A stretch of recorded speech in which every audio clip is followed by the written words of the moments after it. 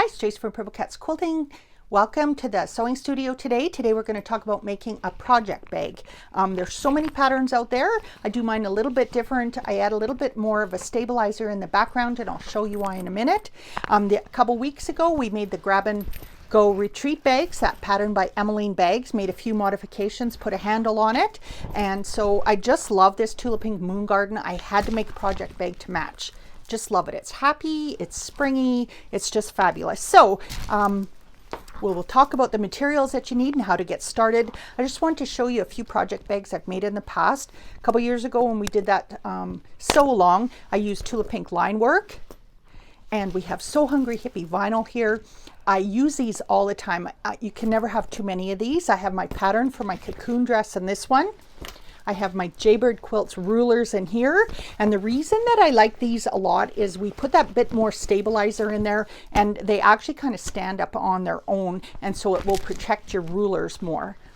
This one here, I had some orphan quilt blocks. These are little pieces of fabric that I'm going to make a pillow out of, so I kept them all in here so I'll find them when I need them. We also did it in a large size, which was great. We did the Nebula Sew Along, and that great big block fit in there. And again, you can see how that added Decovil adds the structure to make it stand up. It also lies nice and flat and hangs on your wall. Here's a couple I made quite a while ago, and I didn't have the Decovil in, so you can see how they're soft and foldy, which is okay. This one we used for books and kits and stuff like that up in the toy room to keep things separated. This is a cute one I did a long time ago, and I used a panel block. So there's so many things that you can go and pull that fabric out of your stash and find a new use for it. I used a panel here. This is Corey Dantini, and I actually put a piece of vinyl on the back just to see if I could, and it worked out.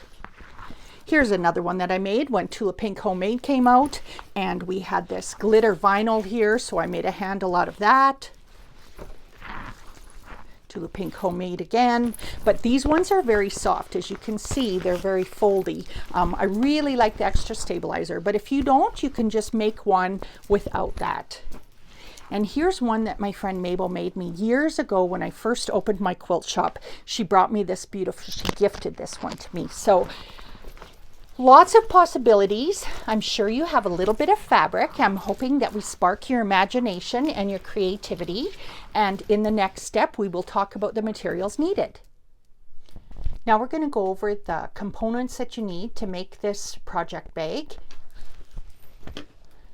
We have So Hungry Hippie vinyl, which is sold in the 1/2 meter piece. For this project bag, you need a 6.5 by 10 inch piece of vinyl. It can be clear vinyl or this beautiful sparkly vinyl. A 9 by 9 inch piece of Decovil. Decovil is a nice stabilizer with a fusible back. We have our lining fabric, which will be 11 by 15. We have a 10 inch piece of webbing for the handle, and we're using Renaissance Ribbons Tulip Pink webbing. We have a 10 inch zipper with a beautiful heart pull. And then this is going to be the zipper ends. We're going to show you how to do that. And we are using Renaissance Ribbons, Tulip Pink Renaissance Ribbons for the zipper ends. You need a 3 inch width of fabric, piece of fabric for the binding. We're using 11 by 15 inch piece of Thermolam Fleece. Thermolam Fleece is like a foamy kind of fleece. It holds its loft. It's fusible. We have a piece of lightweight EB Fuse, which is a stabilizer. Stabilizes the outside piece of your fabric. It's 11 by 15. And we have your outer fabric. So depending on what you choose, we're going to lay our outside fabric down. We are going to fuse our EB Fuse light to that. So we're going to take it over to the pressing mat. We're going to lightly spray it. We're going to steam it on smooth from both sides to make sure that there's no bubbles in there. Then we apply the Thermolam Fleece on top of that with the fusible side down. And you can press that from this side here. You'll get a really good fuse. You make sure it's stuck on. And then the next step is you are going to put your Decovil, which is that heavyweight stabilizer. That's going to be the back of this 10 by 10 piece here. We're going to fuse that 1 inch away from the bottom and the sides on this component here. So when we're done, we're going to have the backing, the EB fuse, the Thermolam, and the Decovil fused to the bottom. Then we will take the lining fabric and we will put it on top and we will make a sandwich. And I usually go over and I press that all once more because it helps it stick together. Then we're going to go to the sewing machine and we're going to sew it together. We're going to quilt this piece. So this is the bottom where the Decovil is. And I start in the middle and I start doing lines about every inch. And that's good enough for the backing. This is going to be the background. This top part here, I quilt a lot more dense because it's the pieces that I'm cutting here. So you make your sandwich, you take it over to your machine, you quilt it. We'll come back in a few minutes and we'll talk about the next step. Now we're going to prepare our components. We're making the zipper project bag. We had the quilted backing. We cut the backing now into a 10-inch square. That leaves us about 5.5 inches at the top, 5 inches, and we cut them into 1.5 inch strips. Those will be laying like this and like this onto the project bag, just like this. We'll be sewing our vinyl in between. We'll be adding our zipper here. So we've cut the backing. Now we need to prepare our webbing. We've got 10-inch webbing for the handles. That's the handle that hangs at the back. This webbing needs to be sealed at the edges with some heat, a little bit of fire, because otherwise it will fray. Don't touch that till it's cooled off. You can just check to make sure that it's sealed. It gets hard. This is actually plastic, so you don't want to put your iron on it. Then we're going to prepare our zipper. And you'll get a zipper pull and a zipper if you buy a kit from us. I use a 10-inch zipper. And you're going to apply your zipper pull. Just come in from the side.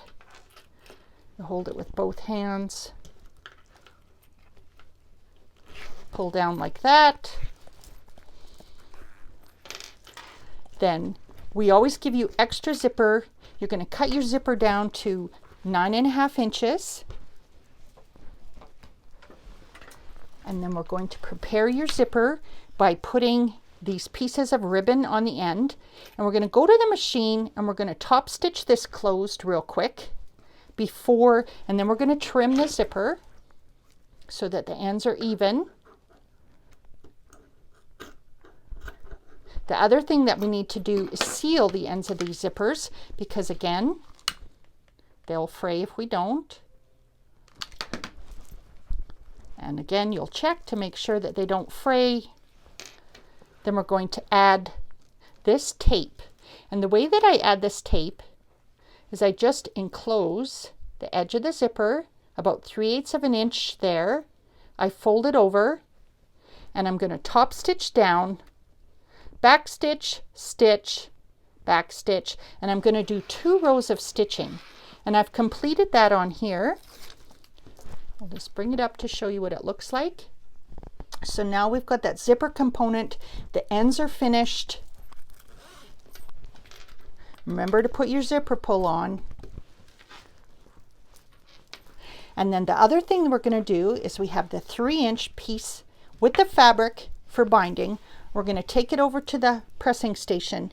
We're going to fold it in half, just like binding on a quilt. And we're going to press that up.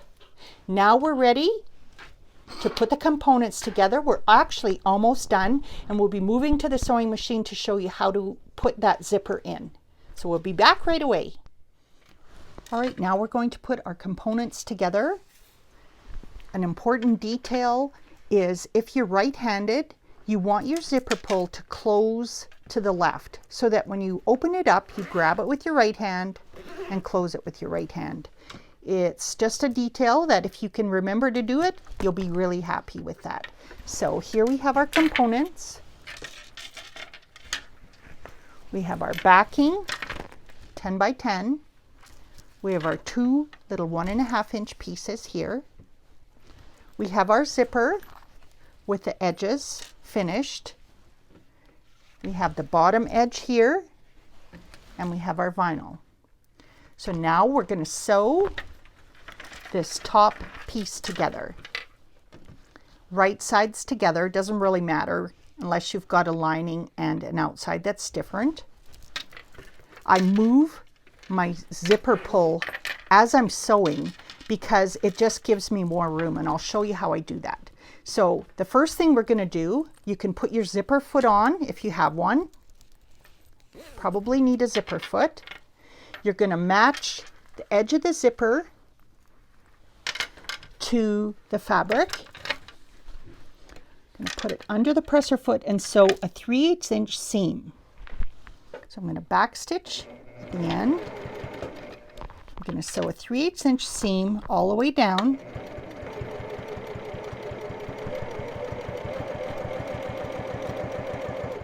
And again, I'm going to leave needle down. I'm going to lift my presser foot, move that zipper pull out of the way. You don't want to hit that zipper pull, and if you try and go around it, your zipper will go in wonky. So we will finish to the end, 3/8 inch seam and back stitch. And we're going to do that for both pieces. So let's do that now.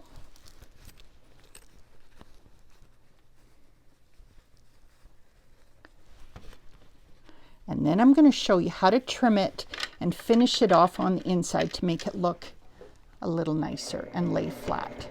So again, we're matching the edge of our zipper with the edge of our piece. Right sides together. Needle down. Move our zipper pull out of the way.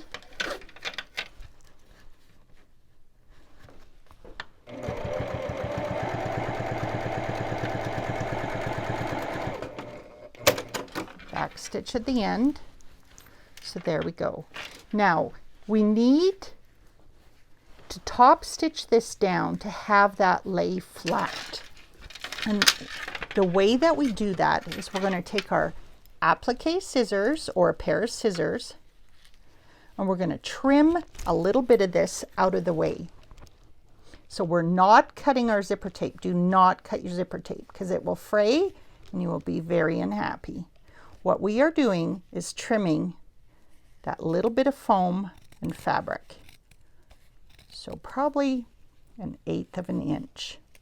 And the applique scissors just help everything come out of the way. So I'm going to go and trim that, and I'm going to come back and show you how I top stitch it down. So we've cut the extra, a little bit extra out of the seam here, the seam allowance. We've cut the foam and the fabric. We do not cut the zipper tape. Now we're going to top stitch that down to hold it out of the way. So we'll go over to the sewing machine. I use a stiletto. This is the Tula Pink stiletto. You want to use something to hold this. You don't want to use your fingers. You don't want to get your fingers in the way, and it just makes it so much more manageable. The other thing that I really love using now is my knee bar on my machine, because it's like having another set of hands.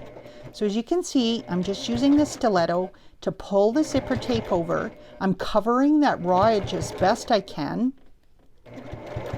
And then I'll have a nice flat zipper. We're not going to see this side, but I know that it's nicely finished. So that's what I like. It's not a raw edge under there. And again, I'm going to leave the needle down. I'm going to pull my zipper pull out of the way. Just makes it a lot easier. And you can see how just that stiletto, something sharp, even some people have used just their seam ripper. I use my stiletto all the time for bag making. Just keeps your fingers out of the way of the machine.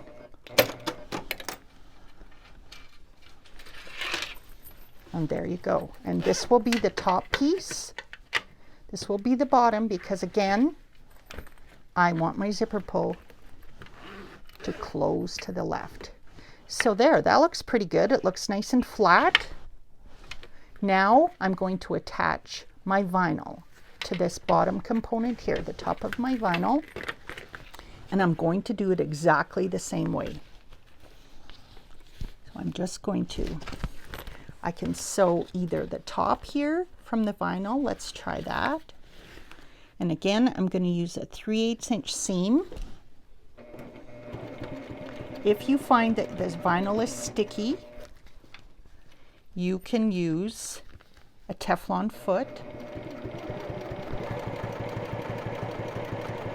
A walking foot sometimes helps when you're using lots of bulk. I'm going to back stitch at the end. Now I've got my vinyl on there. I don't want to leave that raw edge like that. I could put a binding on it, but it just adds more bulk for those outside seams. So what I'm going to do is, again, I want to fold it up and I'm just going to top stitch to hold it out of the way. So I'm going to top stitch from the outside.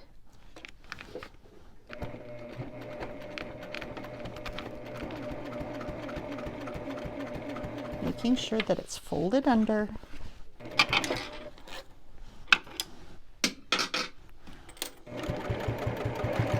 Top stitch about 1/4 inch, 1/8 to 1/4 inch seam, making sure I catch that vinyl. There we go. Let's see what it looks like on the other side.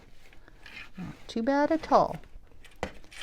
All right, now we're going to add the bottom piece to our vinyl.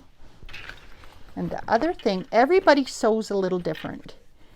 I think this is going to work out pretty good. If you think your vinyl's going to be too long, you can trim it.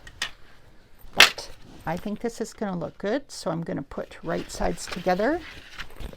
And I'm going to sew the vinyl to the bottom piece now. A 3/8 inch seam again.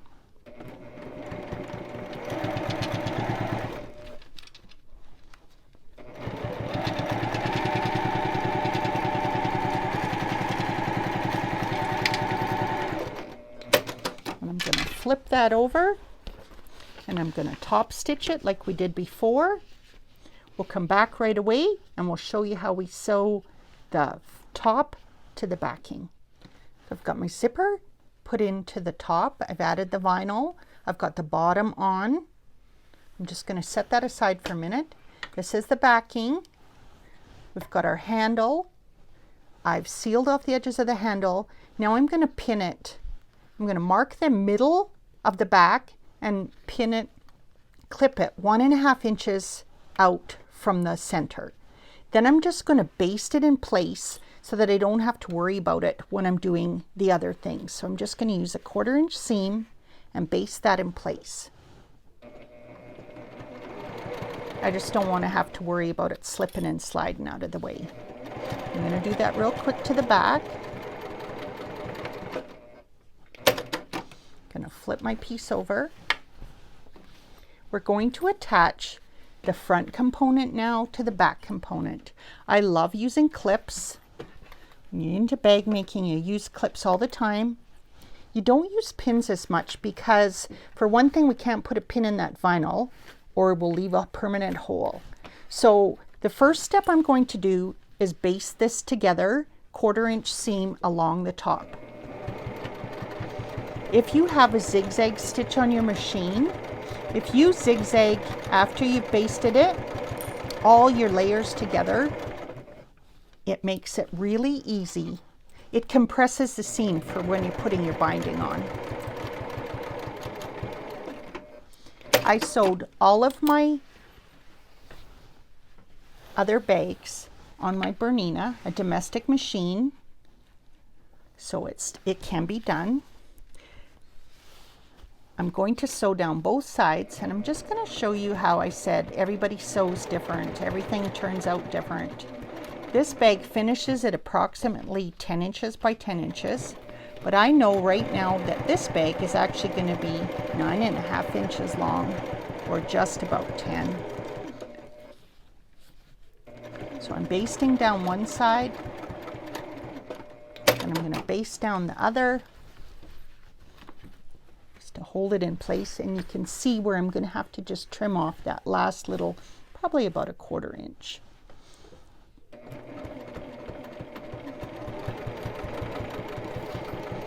Baste down the sides, we're going to baste down the bottom, we're going to zigzag those stitches, the edges, if we have that on our machine. Now I'm going to sew across the bottom. I'm going to clip that off. Now our next step is to add our binding. I add my binding to the front. So I sew it on just like regular binding. I'm going to sew a 3/8 inch seam. I'm going to pivot at the corners just like we do with regular binding. So 3/8 inch seam, pivot at the corner, fold it in just like regular binding. I'm going to go all the way around.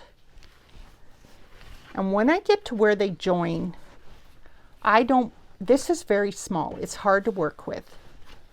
I just join them with a straight seam.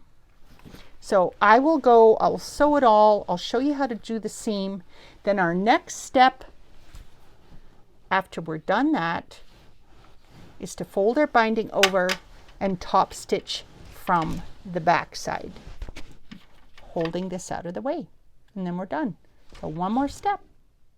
Okay, so I've added my binding. I just wanted to show you how I mitered the corners. It's just like mitering a corner on a quilt. So you come up to the corner, your 3/8 inch seam, you stop 3/8 of an inch from the edge, you back stitch, you remove your needle. Then you're going to fold it in, and then you're going to start 3/8 inch there, and you're going to sew all the way down the edge. You're going to miter your corner again. You're going to come to the end, and when you get to the end, there's a couple ways that you can do it.